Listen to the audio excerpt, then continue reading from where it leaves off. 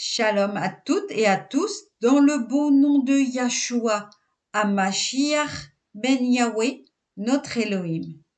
Aujourd'hui, lecture dans Devarim, chapitre 13, pour la paracha Ré. Tout ce que je vous prescris, observez-le exactement, sans y rien ajouter, sans en retrancher rien.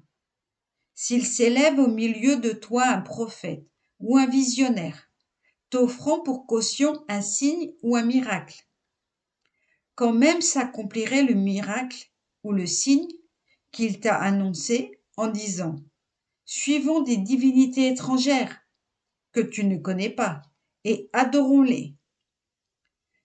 Tu n'écouteras pas les paroles de ce prophète ou de ce visionnaire, car Yahweh, votre Elohim, vous met à l'épreuve pour constater si vous l'aimez réellement de tout votre cœur et de toute votre âme. C'est Yahweh votre Elohim qu'il faut suivre.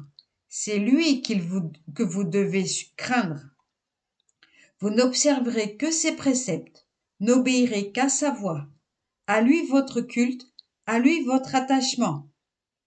Pour ce prophète ou ce visionnaire, il sera mis à mort parce qu'il a prêché la révolte contre Yahweh, votre Elohim, qui vous a tiré du pays d'Égypte et racheté de la maison de servitude, voulant ainsi t'écarter de la voie que Yahweh, ton Elohim, t'a ordonné de suivre, et tu extirperas le mal du milieu de toi.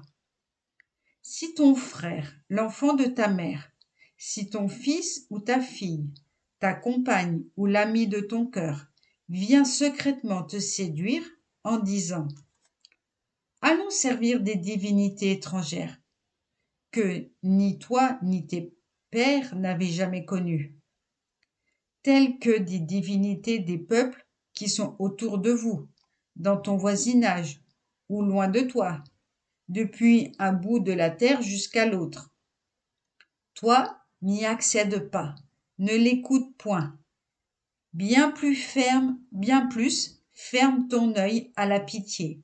Ne l'épargne pas, ni ne dissimule son crime. Au contraire, tu devras le faire périr. Ta main le frappera la première pour qu'il meure, et la main de tout le peuple ensuite. C'est à coups de pierre que tu le feras mourir, parce qu'il a tenté de t'éloigner de Yahweh, ton Elohim, qui t'a délivré du pays d'Égypte, de la main d'esclavage, de la maison d'esclavage. Et afin que tout Israël l'apprenne et tremble, et que nul ne commette plus un tel méfait au milieu de vous. Si tu entends dire à l'égard de l'une des villes que Yahweh ton Elohim te donnera pour y habiter, que des hommes pervers, nés dans ton sein, ont égaré les habitants de cette ville en disant « Allons, servons des divinités étrangères, que vous ne connaissez point. » Tu feras une enquête, tu examineras, tu t'informeras avec soin, et si le fait est avéré, constatant si cette abomination a été commise au milieu de toi, tu passeras au fil de l'épée les habitants de cette ville. Tu l'avoueras avec tout ce qu'elle renferme, jusqu'au bétail, aux tranchants du glaive. Tu en réuniras toutes les richesses au centre de la place, et tu livreras au feu la ville et tous ses biens, sans réserve, en l'honneur de Yahweh ton Elohim. Elle restera une ruine éternelle, elle ne sera plus rebâtie. Que rien de la cité maudite ne s'attache à ta main, afin que Yahweh apaise sa colère, qu'il te prenne en pitié et te dédommage en te multipliant, comme il l'a juré à tes pères.